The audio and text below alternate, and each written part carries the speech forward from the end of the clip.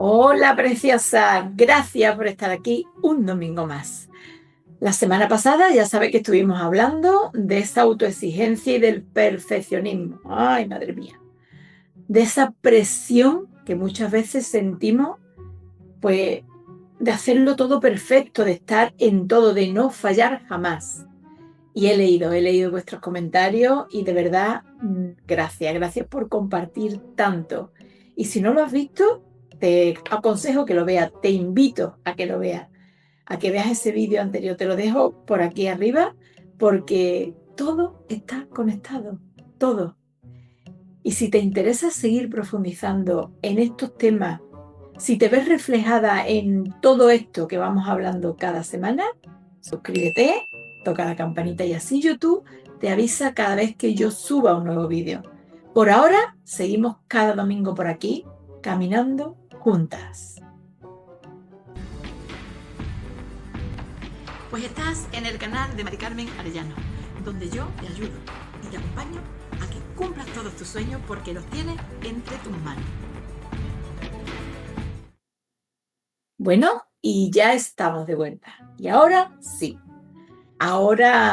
que vamos a meternos en faena.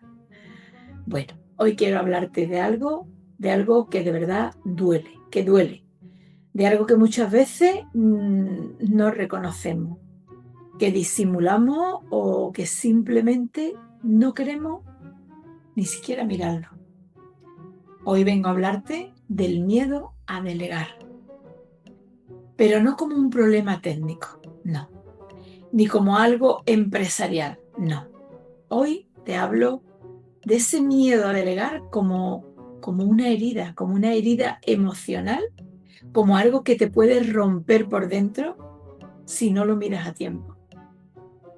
Y te lo voy a contar desde mi propia historia, tal y como fue, sin maquillaje, sin adorno y sin filtro. Mira, durante mucho tiempo yo pensaba que de verdad delegaba. Tenía un equipo, daba tareas, escribía instrucciones, pero en realidad, todo, pero todo tenía que pasar primero por mí. No delegaba desde la confianza. ¿Sabéis desde dónde creía yo que delegaba? Desde el miedo. Tenía que validarlo todo, interrumpía constantemente lo que hacían las demás personas. Dudaba incluso de que fueran a estar a la altura. Y aunque no lo decía, de verdad, yo no confiaba en ellas.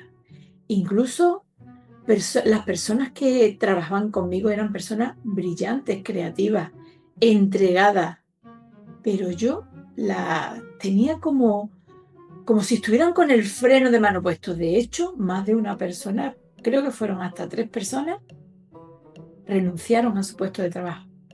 Y yo no lo entendía. ¿Sabéis qué me decía yo?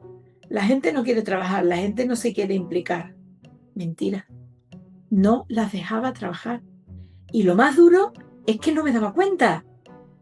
Yo vivía en modo ataque, estaba siempre ahí como en tensión, ¿no? O en tensión constante, dormía mal, me despertaba con el corazón ahí acelerado. Tenía miedo, mucho miedo. ¿Sabéis a qué? A que todo lo que yo había construido se me viniera abajo, a que se escapara algo, a que me llamara algún cliente la atención diciéndome, esto no va bien. Empecé a notar cosas en mi cuerpo raras, que normalmente unos años atrás no me había pasado. Claro, mi negocio en aquel momento también estaba creciendo muchísimo. eh, la verdad es que todo se iba dando, todo íbamos, digamos, como avanzando, queriendo eso avanzar, ¿no? Y también por aquel entonces yo estaba ya en el tema de mi desarrollo personal, ¿no? Pero claro, era como que yo era la misma persona, eran las mismas horas, bueno, las mismas horas no. Si haciendo honor a la verdad, sabía cuándo empezaba, pero no cuándo terminaba. Pues por eso, porque tenía que repasarlo todo. Entonces, yo ahí empecé a notar cosas en mi cuerpo diferentes, ¿no? Me dolía muchísimo la cabeza, me sentía muy inflamada, agotada, sin energía. Estaba siempre enfadada. Me observé que estaba siempre enfadada, muy reactiva. Alguien me decía algo y de momento reaccionaba, ¿no? Y aún así no paraba, estaba ahí, pim, pim, pim, pim, un día, otro día. Pero un día el cuerpo me paró, literal me paró. Me levanté por la mañana sintiéndome muy, muy mal. Estaba totalmente hinchada, intoxicada. Al final terminé en el hospital. Estuve 5 días ingresada. Me pusieron un Urbazón antihistamínico en vena, para bajar toda aquella inflamación que yo tenía, todo aquel malestar. Incluso ni los médicos me daban un diagnóstico seguro. Puede ser esto, puede ser lo otro, algún alimento, alguna cosa. De hecho, yo en ese momento pensé que pudiera ser alguna reacción a algo que había comido. Pero con el paso de los días entendí que no era la comida, era el estrés. Yo vivía en estrés, me estaba envenenando el estrés. Esa presión autoimpuesta, esa sobrecarga mental y emocional que llevaba años acumulando. Y ahí, en esa cama en el hospital, yo me sonaba el teléfono y no quería ni coger el teléfono. Tenía mucho miedo a recibir una llamada de un cliente diciéndome que se iba, que no seguía conmigo, que algo había salido mal. Me sentía culpable, me sentía pequeña, me hacía chiquitita, me sentía muy sola. Y de verdad me empecé a hacer preguntas porque llegó un momento que yo ya no sabía qué más hacer. Y empecé a hacerme preguntas que nunca había querido hacerme. Y estas preguntas eran así, algo como, ¿para qué estoy viviendo así? ¿Qué necesidad estoy yo intentando de cubrir con tanto control? ¿De verdad creo que todo depende de mí? Y me pregunté una cosa que me hizo un clic. Me pregunté, ¿y si soltar no es rendirme, sino empezar a vivir? Porque yo tenía la creencia que si me rendía era como que soltaba el timón, como que me desapegaba, como que no me estaba ocupando de mi negocio, como que era una irresponsable. Entonces esa pregunta, ¿y si soltar no es rendirme? Es empezar a vivir. Eso me hizo ahí un clic. Totalmente. Entonces cuando yo volví a la empresa, lo hice con miedo. Tengo que confesarlo, de verdad que sentí miedo. Pensé que todo iba a estar desordenado, manga por hombro, madre mía, que me voy a encontrar, que los clientes incluso estarían molestos, que los proyectos estarían estancados, que estaría todo manga por hombro. Esa era la historia que yo me contaba, pero no fue así. Para mi sorpresa, en estos 5 días que estuve en el hospital, cuando volví, todo estaba funcionando y no solo funcionando, estaba mejor que antes. Había un buen ambiente entre los compañeros, un buen ambiente de trabajo. Los clientes no habían dado ninguna queja. Eso quería decir que estaban contentos, que estaban atendidos. El equipo había tomado decisiones por ellos mismos y proyectos que llevaban meses parados habían empezado a funcionar, habían empezado a avanzar. Y ahí respiré por primera vez en mucho tiempo. Y me di cuenta de que no era imprescindible, yo no era imprescindible. Y que eso no era una amenaza para mí, era una liberación. Y me di cuenta también de que no era el cuello de botella que siempre había estado frenando mi negocio. Que muchas veces el miedo a delegar no tiene que ver con los demás, sino con cómo vemos a nosotras mismas, con cómo nos analizamos, qué nos estamos contando, ¿Qué estamos viendo? ¿Qué estamos dando por hecho? Que ni siquiera sabemos que es verdad, pero es lo que vemos, es la historia que nos contamos. Y no confiaba en los demás, porque en el fondo, ¿sabéis qué? ¿Sabéis a la conclusión que yo llegué el por qué no confiaba en las demás personas? Pues en el fondo era porque no confiaba en mí. No me sentía suficiente por ese exceso de control, por ese perfeccionismo. No me valoraba. Y por eso necesitaba tenerlo todo ahí, bajo control. Cuando en la vida no hay nada que se pueda controlar al 100%. Nada. Os lo puedo asegurar. Y por eso estoy aquí contando mi vida, mi historia. Porque si tú también te sientes ahí agotada, cargando con todo, si te cuesta delegar, si vives en una tensión constante, este mensaje es para ti.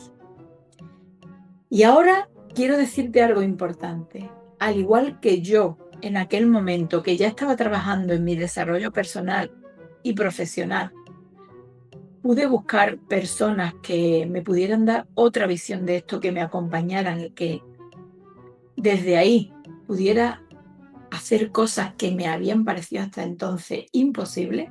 Ahora yo quiero darte 5 claves que a mí me ayudaron muchísimo a empezar a cambiar toda esa trayectoria que venía solo desde el control, desde la autoexigencia hacia mí. Primero, yo te invito a que hagas una lista real de lo que haces tú y pregúntate, ¿esto lo tendría que hacer yo? ¿Seguro? Pregúntatelo. 2. Observa muy bien qué emoción es la que se activa a ti cuando tú delegas o cuando piensas en delegar. ¿Es miedo? ¿Es inseguridad? ¿Es falta de control? Investígalo, obsérvalo. 3. Comunica desde la confianza, inténtalo por todos los medios. No delegues solo tareas, da el espacio completo. Reconoce a la persona y valídala. Importantísimo. 4. Prueba a soltar un 5%, pequeñito, un poquito. Algo que sea muy pequeño pero real. Y observa lo que pasa, obsérvalo. Ahí vas a ver la diferencia. Y 5. Recuerda que delegar no es soltar el timón, para nada. Pero sí es dejar de remar tú sola. ¿Lo entiendes? ¿Lo has entendido? ¿Lo has sentido? Mira, delegar es un acto de amor hacia ti y amor hacia las demás personas. Y no estás aquí para sostenerlo todo tú sola. Yo se lo digo cada día a las personas que se acercan a mí para que las ayude en este camino, para que las sostenga, para que las acompañe. No tienes por qué sostenerlo tú sola, no. Bueno, pues realmente quiero darte las gracias por estar ahí. Y si este vídeo te ha removido algo por dentro, si algo de esto te ha resonado, suscríbete, dale a la campanita y compártelo. Compártelo con otra mujer que también sepas que lo necesita. Hay muchas personas que necesitan entender esto, verlo desde otro punto de vista. Porque no estamos solas y no tenemos por qué seguir así. Y si sientes que ha llegado tu momento de parar, de cuestionar, de reconectar contigo, te invito a que accedas a mi taller, que es totalmente gratuito, El Renacer de tu Ser Empresaria. Es un espacio íntimo para mujeres como tú, donde empezamos a recuperar nuestra esencia sin sacrificarnos en el intento. Y bueno, pues te dejo el enlace ahí abajo en la descripción. Y de corazón, de verdad, espero que te sirva. Lo espero de corazón. Bueno, y en el próximo domingo, pues vamos a abrir la puerta un poquito más profunda todavía. Esa puerta enorme de muchísimas cosas que quiero ir trabajando con vosotras poquito a poco. Porque muchas veces el control no es el verdadero problema. El verdadero problema a veces nos pensamos que está ahí, pero no. Todos tenemos 5 necesidades primarias que son como el respirar. O sea, todos los días tenemos que cumplirlas. Entonces el control muchas veces es solo el vehículo que usamos para tapar nuestras necesidades reales. Necesidades de reconocimiento, de validación, de sentirnos útiles, valiosas, necesarias. Pues sí, muchas veces es solo el vehículo. Y eso lo vamos a ver en la próxima, en el próximo día, en el próximo domingo. ¿eh? Y si no aprendemos a ver esas necesidades, seguiremos repitiendo los mismos patrones una y otra vez, una y otra vez, una y otra vez. Así que no te lo pierdas, porque viene algo muy potente. Nos vemos el próximo domingo que viene. Un abrazo enorme y gracias, mil gracias por estar aquí.